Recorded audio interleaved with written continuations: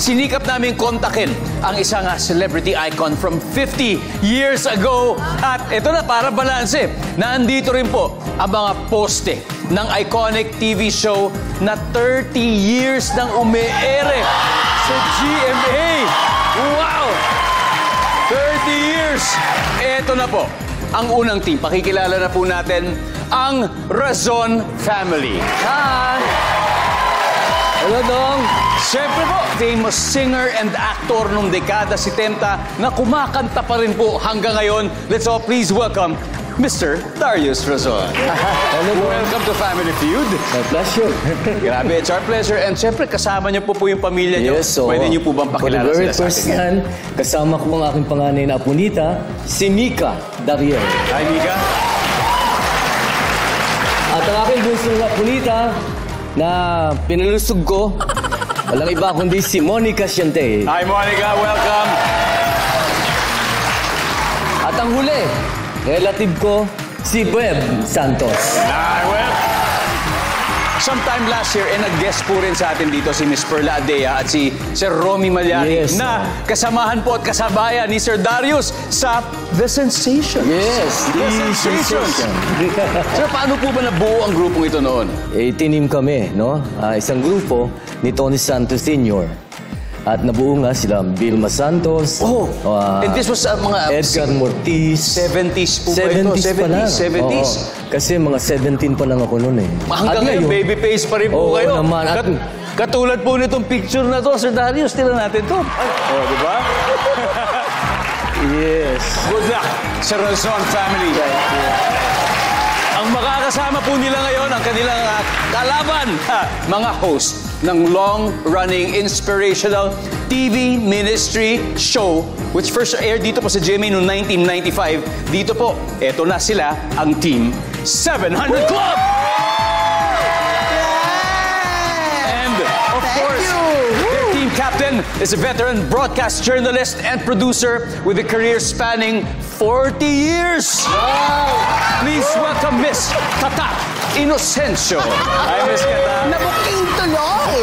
No, I started when I was 10 years old. I think. Maybe even 5. Yeah, maybe even 5. That's correct. Miss Tata, welcome. Thank you for having us here. We're so excited to be part of Family Feud. Miss Tata, please introduce the rest of the 700 Club. Yes, we're so blessed to have with us. Alam po ninyo, marami pong host ang 700 Club. Pero una kong pakikilala sa inyo, ang aming junior, Peter Kairos Bigotillo, si Pastor Eric Totanes. He's also a speaker in conferences. Pastor Eric, welcome to Family Feud. Thank you, Ding Dong. And shout out sa CCF. Yeah, Team CCF. Who's what watching church the show. name? All our pastors, select members. Special mention, CCF Makati. Yes, CCF Main. All right, and with us also is a beautiful actress, commercial model, and mother of Milana. Ayan, si Sonja. Hi, Sonja. Miss Sonja. Hi, thank you. Thank you for having me. At yan pong kasama namin sa dulo, ay puting-puti na ang buhok niya, pero siya pong pinakabunso sa amin. Pwede yan. Ay, ikaw ba bunso? Okay, akala ko si Iko ang bunso. Okay, si Iko, he's a producer of our TV specials. He's also a writer, director, and an actor. Na nandito rin po sa studio to cheer them on. Siyempre, ang main host ng 700 Club Asia, si Mr. Peter Kairos. Sir, tandang-tanda ko pa po noong I'm sure in the span of 30 years and napapanood ko po kayo. And I'm so glad to meet you in person today here in the Family Feud studio. Let's get it on. So here we go. Let's play round 1. Miss Kata, Sir Darius, let's play Family Feud.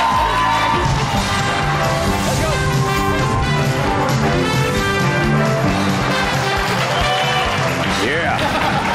Guys, here we go. Narito na. Nag-survey kami ng 100 Pinoy and the top 7 answers are on the board. Kumpletuhin ang panakot ng teacher sa maiingay na estudyante. Sabi ng teacher, kapag hindi kayo tumahimik, blank. Babagsak kayo. Babagsak kayo. Babagsak kayo o ibabagsak ko kayo? Yan. Parang gano'n. Yes. Ibabagsak ko kayo. Nandiyan ba yung survey? kayo. Pwede.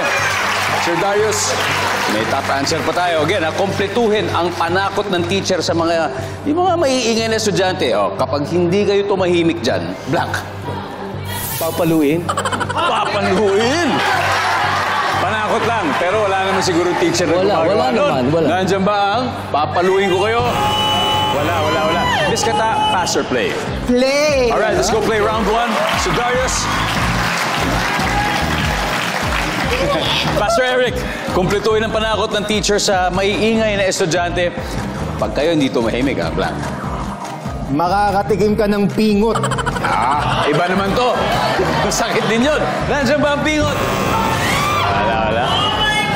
Miss Sonja, kapag hindi kayo tumahimik dyan, blank. Papatawag ko ang nanay mo. Yan. Pwede. Yari ka pag uwi mo. Patatawag ang magulang. Siyempre. Direk, ano pa kaya? Kukurutin. Kukurutin. Services? Wala. Razon family, pwede na kayo mag-usap-usap? Miss Kata, kailangan masagot ito. Kumpletuhin ang pananakot ng teacher sa maingay na estudyante. Kung di kayo tumahimik, blank. Go to the principal's office! Yan. Happy principal sa office ka. Services? Uy. Web, ano kaya to? Palalabasin. Palalabasin, Monica? Ano kaya? Just suggest. Papa-guidance kita. Guidance. Iba yung principal sa office, iba yung guidance counselor. Iba yun, Mika? Papalabasin.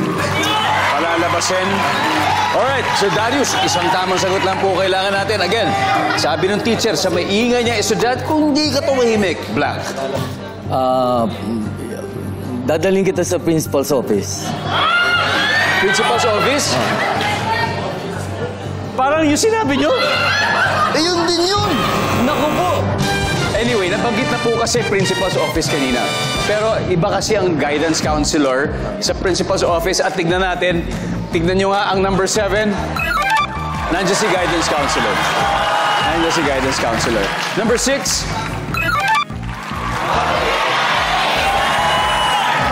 Number 4.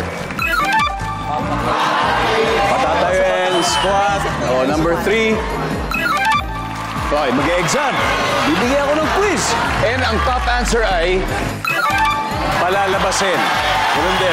Alright, ngayon, ang galing ng Team 700 Club Asia, meron na silang 30 points sa round 1. Pero naniniwala po ako sa Razon family kasi siyempre, may kasabihang habang may buhay, may pag-asa.